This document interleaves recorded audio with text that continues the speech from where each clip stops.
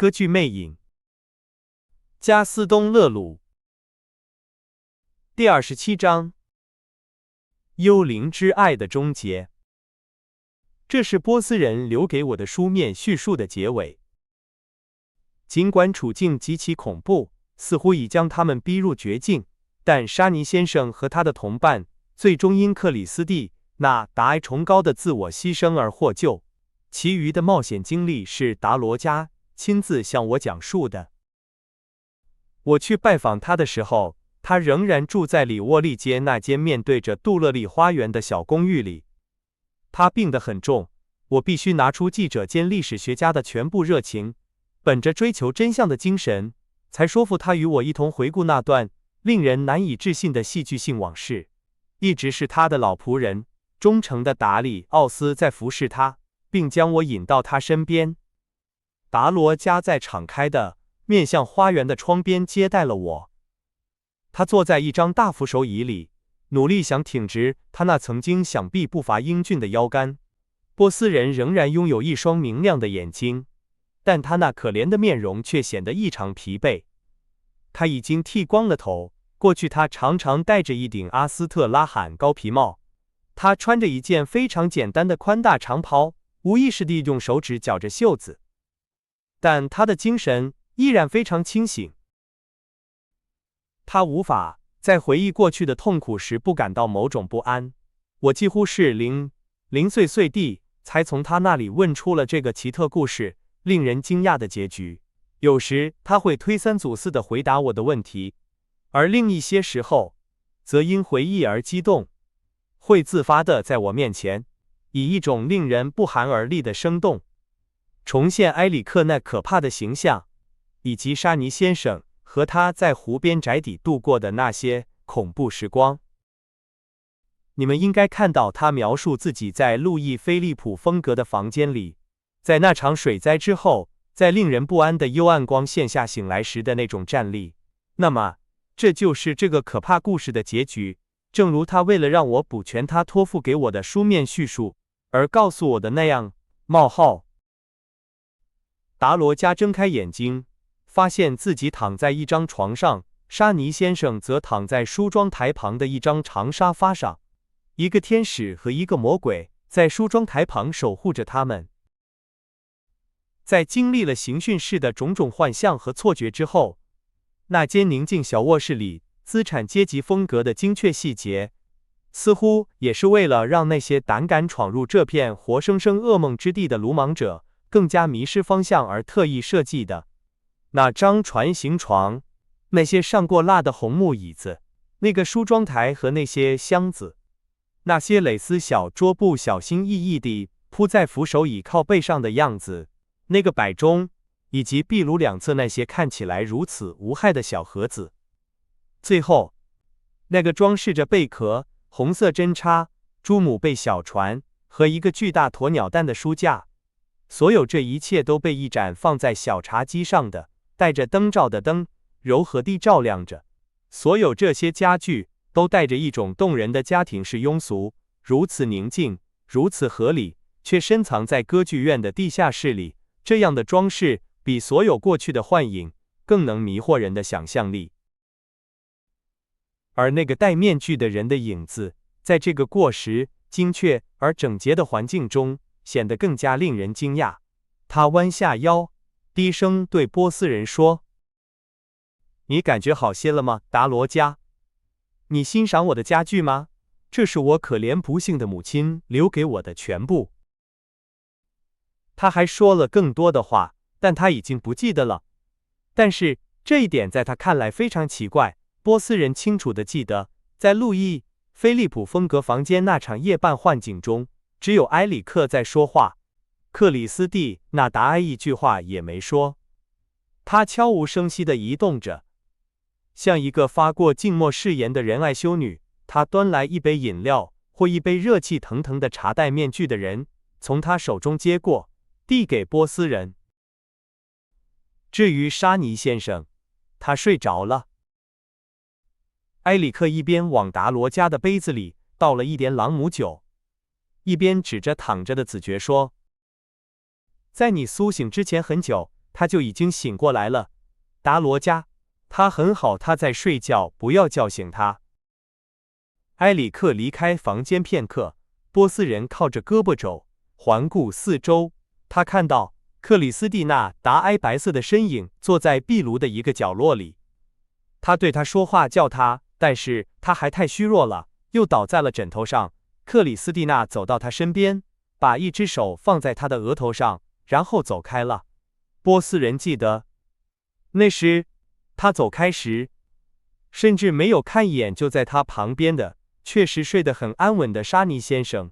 他又回到他的扶手椅上，坐在壁炉的角落里，像一个发过静默誓言的仁爱修女一样沉默。埃里克拿着一些小药瓶回来了，他把它们放在壁炉架上。他小声对波斯人说，为了不吵醒沙尼先生，在他坐在床边并给他把脉之后，现在你们俩都脱离危险了，很快我就会把你们带到地面上去，为了取悦我的妻子。说完这些，他站起身来，没有做任何解释，又消失了。波斯人现在看着灯光下克里斯蒂娜平静的侧影，他正在读一本烫金书籍的小书，像是宗教书籍，效法基督就有这样的版本。在波斯人的耳边仍然回响着那个人用自然的语气说出的那句话，为了取悦我的妻子。达罗加非常轻柔地再次叫他，但是克里斯蒂娜一定离得很远，因为他没有听到。埃里克又进来了，他给达罗加喝了一种药水，并嘱咐他不要对他的妻子或任何人说一句话，因为那可能会危及所有人的安康。从那一刻起，波斯人仍然记得埃里克的黑色身影和克里斯蒂娜的白色身影。他们在房间里悄无声息地滑行，并俯身看着沙尼先生。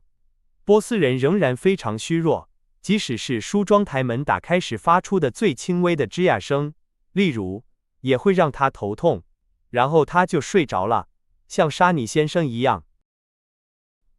这一次，他醒来时在自己的家里，由他忠实的仆人达里奥斯照料。达里奥斯告诉他，前一天晚上，人们发现他靠在他公寓的门上，他一定是被一个陌生人送回来的。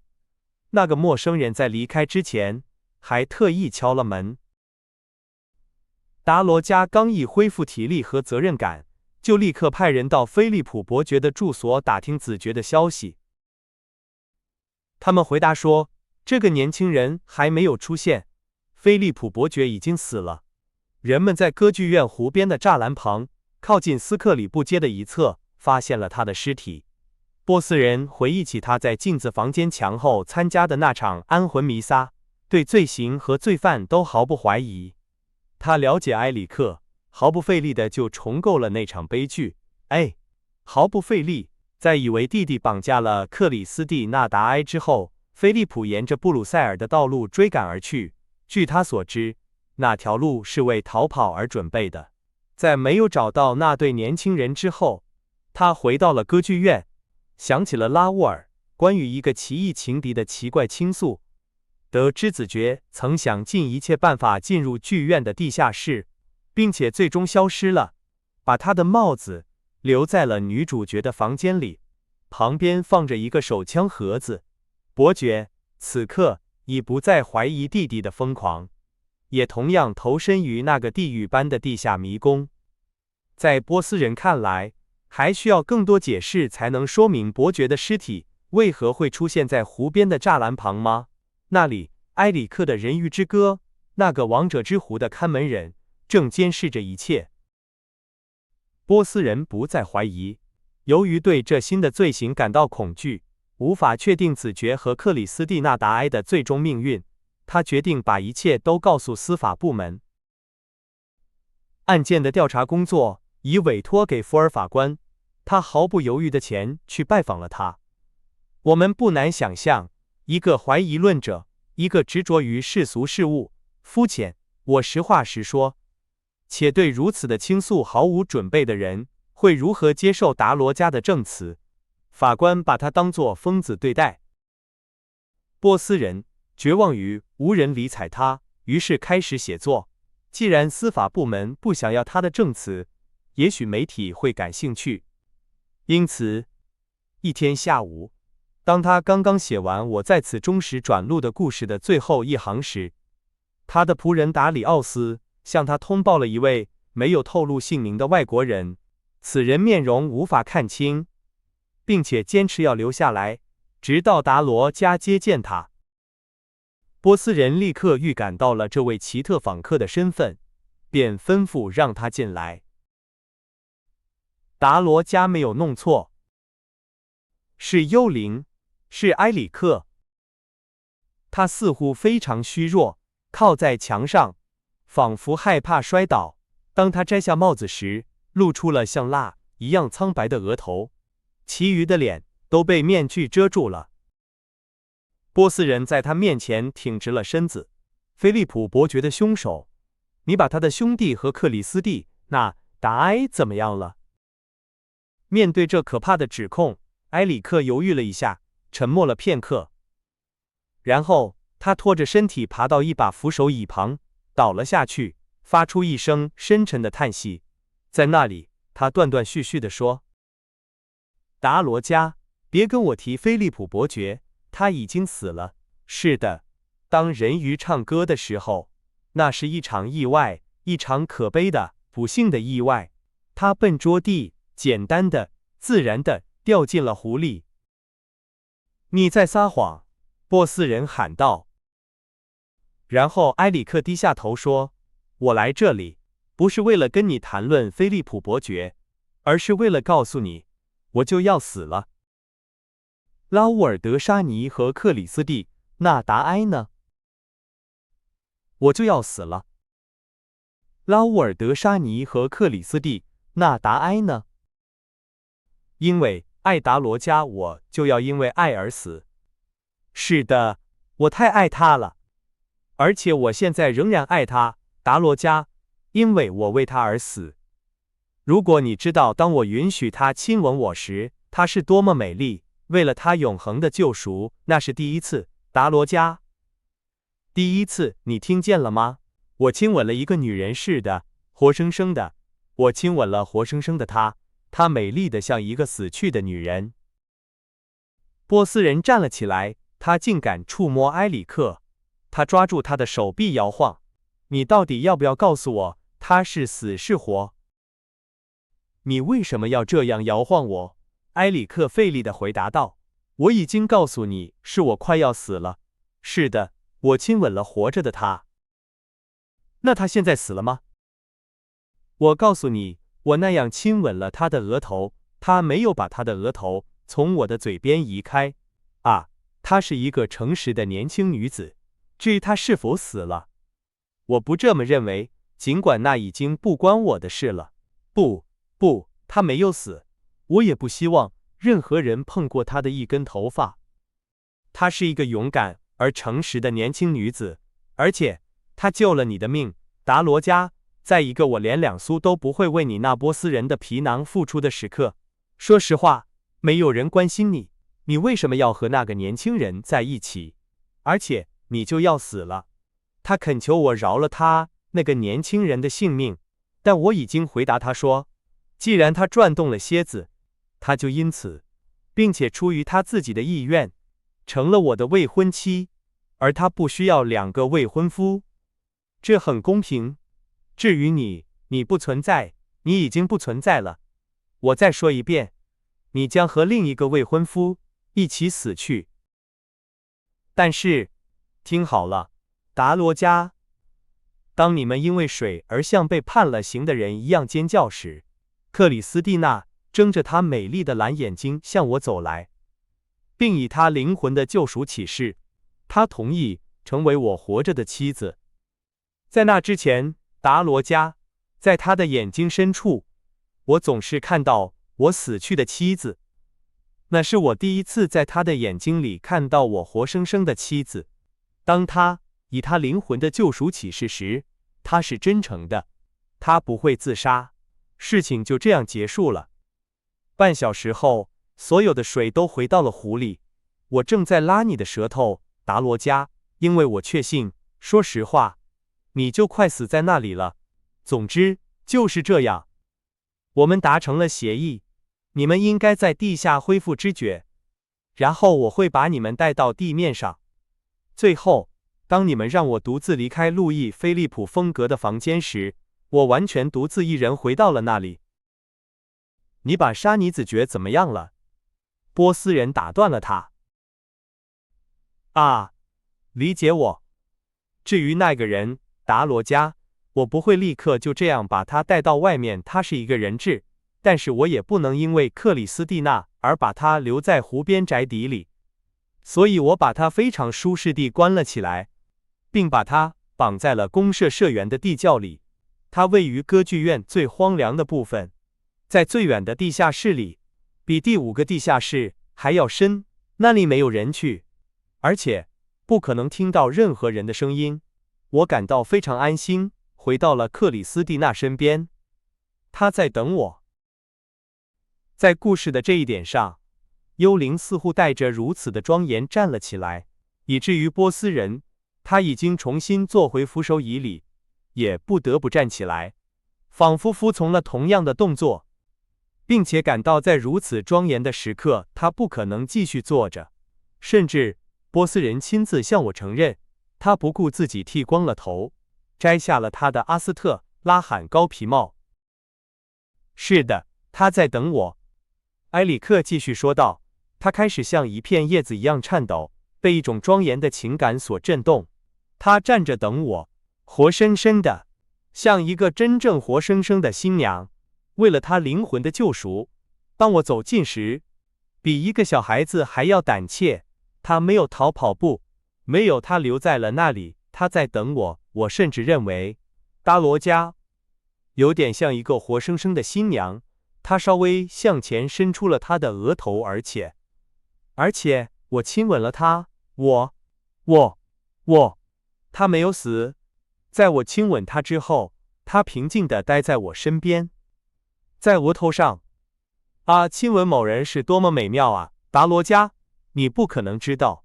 但是我的母亲，达罗加，我可怜不幸的母亲，从来不想让我亲吻她。她逃跑了，扔给我的面具。没有其他女人，从来没有，从来没有。然后因为纯粹的幸福，我哭了。我哭着倒在了他的小脚边，我哭着亲吻了他的脚，他的小脚，哭着。你也哭了，达罗加，他也哭了，天使哭了。当他讲述这件事时，埃里克抽泣着。波斯人，的确，在那戴着面具的人面前，无法抑制他的眼泪。那个人浑身发抖，双手放在胸前，既因痛苦，也因温柔而哭泣。我感到他的眼泪流过我的额头。哦，达罗加，他们是温暖的，他们是甜蜜的，他们从我的面具下面流过，汇聚在我的眼睛里，他们滑落到我的嘴里。啊，他的眼泪，为了我。听着，达罗加，听听我做了什么。我摘下了我的面具，为了不失去他的一滴眼泪。他没有逃跑，也没有死，他继续活着，哭泣着，在我身上和我一起，我们一起哭泣。天上的主啊，你给了我世界上所有的幸福。埃里克已经瘫倒在扶手椅里，抽泣着。啊，我现在还不会死，马上。但是让我哭吧，他对波斯人说道。过了一会儿，戴面具的人继续说道：“听我说，达罗加，好好听着。当我跪在他的脚下时，我听到他说：‘可怜不幸的埃里克。’他握住了我的手。那时我什么也不是，你明白吗？只是一只可怜的狗，准备为他而死，就像我告诉你的一样，达罗加。想象一下，我手里拿着一枚戒指，一枚我给他的金戒指，他丢了。我又找到了一枚结婚戒指，我把它放在他的小手里，对他说：拿着这个，拿着这个给你和他，这将是我结婚的礼物，可怜不幸的埃里克的礼物。我知道你爱那个年轻人，别再哭了。他用非常温柔的声音问我这是什么意思，然后我让他明白了，他立刻明白了，我对他来说不过是一只可怜的狗，准备为他而死，他可以随心所欲的和那个年轻人结婚，因为他曾和我一起哭过。你可以想象，达罗加，当我对他说这些话的时候，就好像我平静地把我的心撕成了4份。但是他曾和我一起哭过，并且说过，可怜不幸的埃里克。埃里克的情绪是如此激动，以至于他不得不提醒波斯人不要看他，因为他快要窒息了，必须摘下面具。达罗加告诉我，他走到窗边，打开了它，充满了同情，但非常小心地将目光固定在杜勒利花园的树梢上，以免看到那个怪物的脸。然后我去释放了那个年轻人。埃里克继续说道，我告诉他跟着我到克里斯蒂娜身边，他们在路易·菲利普风格的房间里，当着我的面拥抱在一起。克里斯蒂娜戴着她的戒指，我让克里斯蒂娜发誓，当我死后，她会在一个夜晚，从斯克里布街的湖边小路走来，把我秘密的埋葬，带着她一直戴着的金戒指。我告诉她如何找到我的尸体以及该怎么做。然后克里斯蒂娜第一次亲吻了我，在这里，在额头上，在我的额头上。别看，达罗加。他们2个离开了，克里斯蒂娜不再哭了，只有我哭了。达罗加。如果克里斯蒂娜履行她的誓言，她很快就会回来。埃里克沉默了，波斯人没有再问他任何问题。他对拉乌尔德沙尼和克里斯蒂娜达埃的命运感到放心，而且在那天晚上听过他说话之后，没有任何人能够怀疑哭泣的埃里克的话。怪物重新戴上了面具，并振作精神向达罗加告别。